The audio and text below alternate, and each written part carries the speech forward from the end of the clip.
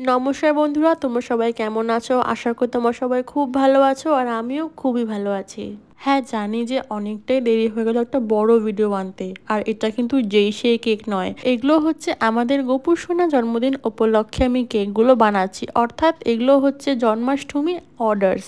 আর আমি এই বছর পেয়েছি জন্মাষ্টমীতে 3টে কেকের অর্ডার, কিন্তু একটাই ফ্লেভারের। 3টেই ছিল বাটারস্কচ ফ্লেভারের মধ্যে। 2টো ছিল কাস্টমাইজ কেক আর একটা ছিল আমার মন পছন্দ। যেটা এখন বানাচ্ছি এটা হচ্ছে একটা কাস্টমাইজ মিনি কেক। আর এটা যে কাস্টমার ছিল সে আমাকে বলে দিয়েছিল কেকটার জন্য বেশ কালারফুল টাইপের হয়। কাস্টমার আমাকে একটা রেফারেন্স ফটো পাঠিয়ে দিয়েছিল যে কেকটার মধ্যে এরকম 3টে কালার দিয়ে পুরো কেকটা ডেকোরেশন ছিল। তো আমি ভাবলাম সেই টাইপেরই আমি করে দিই, সেম টু সেম, তাহলে কাস্টমারও খুশি আর আমিও খুশি। তো যেমন তোমরা দেখতে পাচ্ছ যে আমি কেকের ওপরের দিকে ভালো মতো 3টে কালার দিয়ে ডেকোরেশন করলাম, এবং এবার কেকের বডিতে অর্থাৎ কেকের সাইডের দিকে আমি এরকম প্যালেট নাইফ দিয়ে ডিজাইন করে দিচ্ছি পুরো কালারফুল করে দেওয়ার জন্য। তো সব শেষে আমি একটা কৃষ্ণের টপার, একটা মাখন ভরা হাড়ির টপার আর একটা ময়ূরের পালক কেকের ওপর বসিয়ে দিচ্ছি। আর সামনের দিকটা না বেশ ফাঁকা লাগাতে ভাবলাম কিছু স্প্রিঙ্কলস দিয়ে দিই। তো এই কেকটা আমার রেডি হয়ে গেল। এরপর আমি করব একটা বেন্টো কেক। আর এই বেন্টো কেকটাও কিন্তু ছিল বাটারস্কচ ফ্লেভারেরই। আর এখানে আমি যা যা সব টপার দেখেছো আগের বার সেটাই আমি স্মল সাইজেরই সেমগুলো এখানে লাগিয়ে দিয়েছি। তো এখানেও সামনের দিকে কিছু ফাঁকা লাগার জন্য ভাবলাম স্প্রিঙ্কলস দিয়ে দিই। তো এটাও রেডি হয়ে গেলো। এটা আমার সেকেন্ড কেক। ফার্স্ট আর সেকেন্ড দেখানো হয়ে গেলো, এবার আমি দেখাবো থার্ড নাম্বার কেকটা। আর প্রত্যেকটা কেকে কিন্তু আমি এরকম বাটারস্কচ ক্রাশ এবং হোয়াইট চকো চিপস দিয়ে ফিলিং দিয়েছি। তো এটাও ছিল একটা বাটারস্কচ ফ্লেভারেরই কেক। আর এই ডিজাইনটা যে করেছি সেটা পুরোপুরি আমার চয়েসেই করা। এই কেকের যে কাস্টমারটা ছিল সে বলছিল যে তার লাগবে শুধুমাত্র বাটারস্কচ ফ্লেভারের কেক, ডিজাইন পুরোপুরি আমার উপর ছেড়ে দিয়েছে। তো আমি ভাবলাম এইটার মধ্যে অন্যরকম কিছু ট্রাই করা যাক। আর তোমাদের কি মনে হচ্ছে যে এই কেকের একটু ক্রিমটা ওভার হয়ে গেছে, মানে একটু ওভার ক্রিম হয়ে গেছে?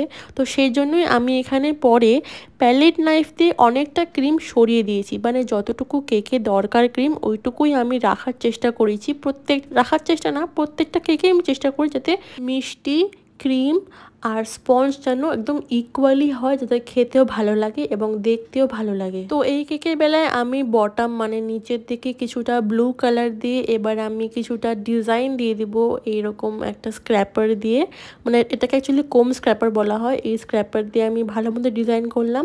আর ওপর দিয়ে ভাবলাম গ্রিন কালার দিয়ে কিছু ফুল আঁকিয়ে দিই, মানে ফুল ক্রিম দিয়ে ফুল করে দিই। তো যেটা বলা সেটাই কাজ। আমি গ্রিন কালার দিয়ে মানে গ্রিন কালারের হুইপ ক্রিম দিয়ে উপরের দিকে ফুল করে দিলাম। দেখতেও কিন্তু বেশ ভালো লাগছিল কেকটা। তার আগে বলে দিই আমি কিন্তু আবার সেই বেস প্লেটটাকে ভালো মতো মুছে নিচ্ছি যাতে কেকটা দেখতে পরিষ্কার পরিচ্ছন্ন লাগে। এবার আমি এখানে এই যে যেটা বললাম আমি গ্রিন কালার দিয়ে মানে গ্রিন কালারের হুইপড ক্রিম দিয়ে ফুল করে দিচ্ছি কেকের ওপরের দিকে। এটা হয়ে যাওয়ার পর আমি দেব আবার কয়েকটা টপার, ওই সেমই টপার, কৃষ্ণ, একটা মাখন ভরা হাঁড়ি, একটা ময়ূরের পালক। আমি যেমন আগের বার হচ্ছে হাঁড়িটা উপরের দিকে রেখেছিলাম আর এখানে ভাবলাম নিচের দিকে রাখি। আর ওরকম সেমই ওই উপচে পড়া মাখনের হাঁড়ি দিয়ে আমি ক্রিম দিয়ে একটা করে দিয়েছি, মানে উপচে পড়ছে দেখাটা ওরকম লাগছে ওরকম একটা করে দিয়েছিলাম আমি ক্রিম দিয়ে। সেটাও আমি দেখাবো আমি এখানে। তো এই যে হোয়াইট কালারের ক্রিম দিয়ে আমি একটা ডিজাইন করলাম, মানে ওই উপচে পড়ার ডিজাইনটা করলাম। এই কেকটাও আমার ভীষণ ভালো লেগেছিলো, এই কেকটাও কাস্টমারের খুব ভালো লেগেছিলো। লাস্টে কটা স্প্রিঙ্কলস দিয়ে কেকটাকে এখানেই শেষ করলাম। তো এগুলোই ছিল আমার জন্মাষ্টমী থিমসের কেকের অর্ডার। তোমরাও কিন্তু তোমাদের দিনটাকে আরও স্পেশাল করতে পারো আমার থেকে কেক অর্ডার করে। তো আজকের জন্য এতটুকুই। চ্যানেলটিকে মনে করে সাবস্ক্রাইব করবেন এবং লাইক করবেন। আজকের জন্য এতটুকুই রইল। সবাইকে টাটা।